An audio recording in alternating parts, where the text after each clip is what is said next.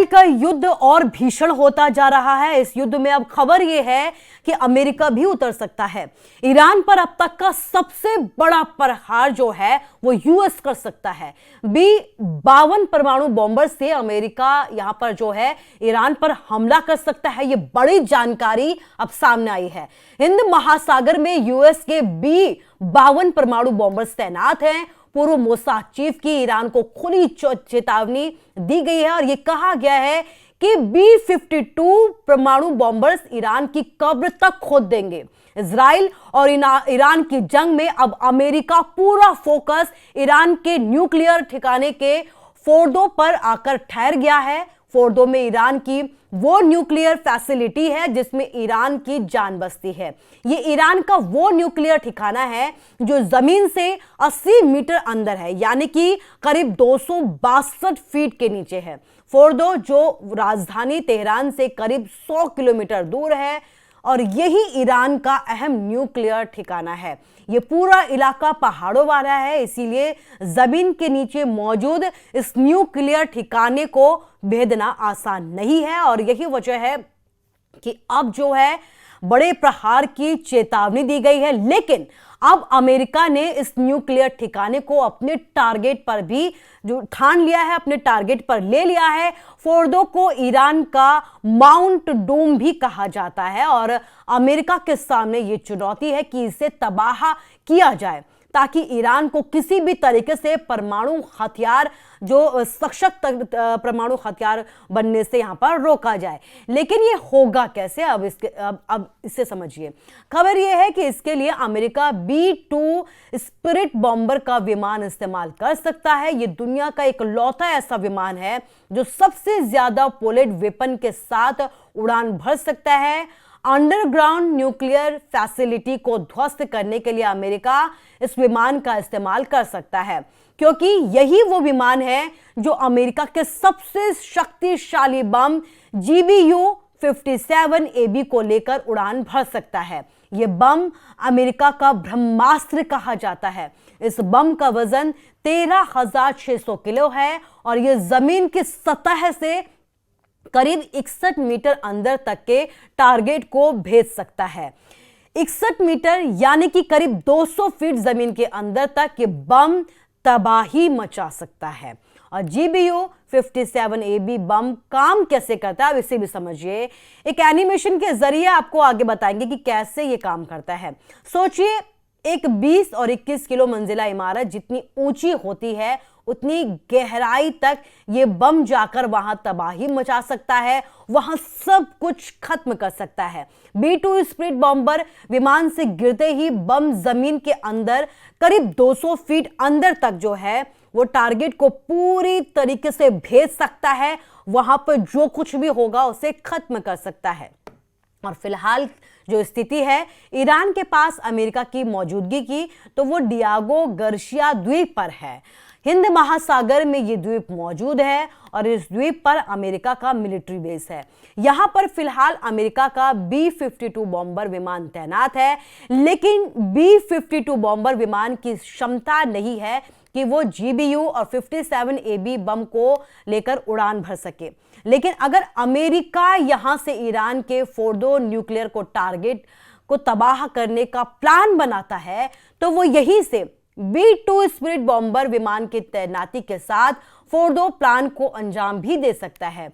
Diego Garcia द्वीप जहां पर अमेरिका मिलिट्री बेस है, यहां से ईरान की दूरी करीब 3900 किलोमीटर है। ईरान की तरफ से लगातार हो रही मिसाइल हमलों ने इजराइल की डिफेंस ताकत को चुनौती दे डाली है।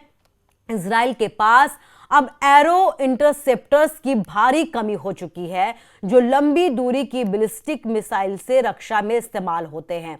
एक अमेरिकी अधिकारी ने यह भी कहा है कि अगर जल्द ही ये टकराव नहीं रुका तो इजराइल के पास अपनी हिफाजत के लिए भी जरूरी इंटरसेप्टर्स नहीं बचेंगे। अमेरिका को इस हालात का पहले से ही अंदाजा था, इसलिए उसने पहले ही जमीन और समंदर पर हवा से डिफेंस जो सपोर्ट था वो भेज दिया था। इसके साथ ही बड़ी बात यह भी है कि अमेरिकी राष्ट्रपति डोनाल्ड ट्रंप ने एक और बड़ा बयान दिया है। इस युद्ध के बीच एक बड़ी बात ट्रंप की तरफ से कही गई है। ट्रंप ने कहा है कि अमेरिका यह जानता है कि ईरान के सुप्रीम लीडर अयतुल्ला खामनेई कहां पर छुपे हैं, लेकिन वह फिलहाल उन्हें मारना नहीं चाहता। उन्हें बिना शर्त आत्मसमर्पण करने की अपील ट्रंप की तरफ से की गई है। ट्रंप का यह बयान मंगलवार को उनकी तरफ से की गई अहम टिप्पणियों के बाद आया है। G7 सम्मेलन में वापस लौटते समय ट्रंप ने यह कहा था कि अमेरिका को ईरान इजराइल के बीच युद्ध विराम नहीं चाहिए, बल्कि इस संघर्ष का एक ऐसा अंत होना चाहिए जो स्थायी हो, वास्तविक हो। ट्रंप ने एक और बहुत ही ज्यादा हैरान करने वाला दावा किया है। उन्होंने कहा कि अमेरिका को ईरान के सर्वोच्च नेता अयातुल्ला अली खामनेई का ठिकाना पता है। ट्रंप ने कहा कि हमें ठीक पूरी जानकारी है कि सुप्रीम लीडर कहां छुपे हुए हैं। वह जानता है उनका आसान लक्ष्य है, लेकिन जो खामनेई है वहां पर सुरक्षित जरूर हैं, लेकिन हम खामनेई को आराम से यहां पर मार सकते हैं, लेकिन अभी फिलहाल हम ऐसा कोई कदम नहीं उठाएंगे। कम से कम अभी तो कुछ भी ऐसी जो एक्शन है वो नहीं लिया जाएगा। उन्होंने इसी पर लिखा है कि हम नहीं चाहते कि मिसाइलों से जो आम नागरिक है उन्हें नुकसान पहुंचे। همیهنانه جمهوری اسلامی به پایان خود رسیده و در حال سقوط است. خامنه‌ای همچون موشی هراسان زیر زمین پنهان شده و کنترل اوضاع را از دست داده است.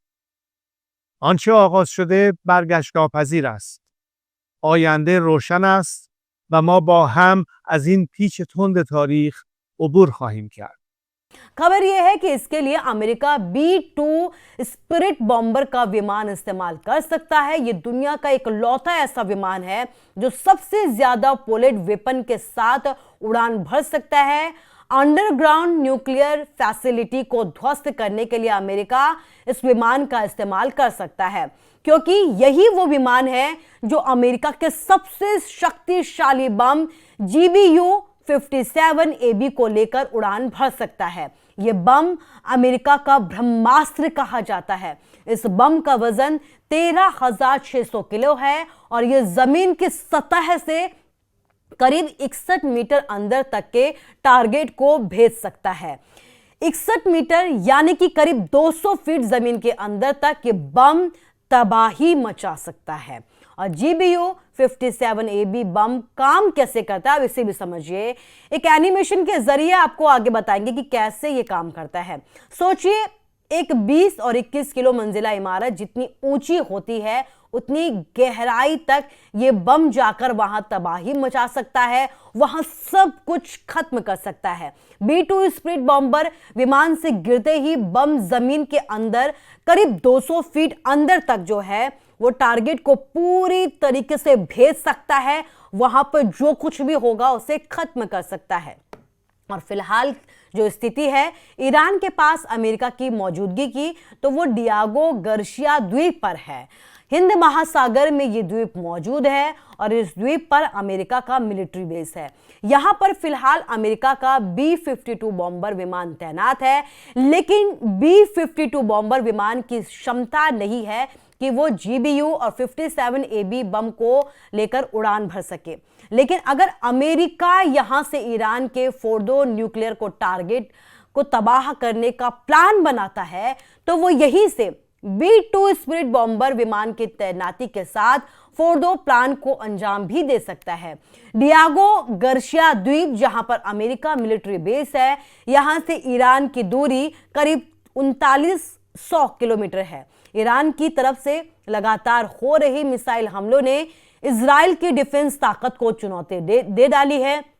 इजराइल के पास अब एरो इंटरसेप्टर्स की भारी कमी हो चुकी है, जो लंबी दूरी की बैलिस्टिक मिसाइल से रक्षा में इस्तेमाल होते हैं। एक अमेरिकी अधिकारी ने यह भी कहा है कि अगर जल्द ही ये टकराव नहीं रुका तो इजराइल के पास अपनी हिफाजत के लिए भी जरूरी इंटरसेप्टर्स नहीं बचेंगे। अमेरिका को इस हालात का पहले से ही अंदाजा था, इसलिए उसने पहले ही जमीन और समंदर पर हवा से डिफेंस जो सपोर्ट था वो भेज दिया था।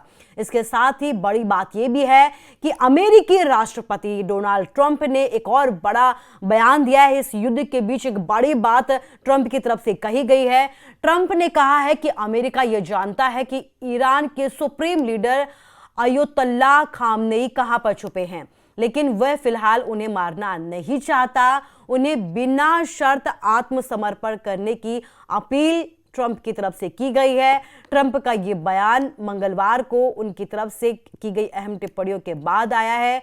G7 सम्मेलन में वापस लौटते समय ट्रंप ने यह कहा था कि अमेरिका को ईरान इजराइल के बीच युद्ध विराम नहीं चाहिए, बल्कि इस संघर्ष का एक ऐसा अंत होना चाहिए जो स्थायी हो, वास्तविक हो। ट्रंप ने एक और बहुत ही ज्यादा हैरान करने वाला दावा किया है। उन्होंने कहा कि अमेरिका को ईरान के सर्वोच्च नेता अयातुल्ला अली खामनेई का ठिकाना पता है।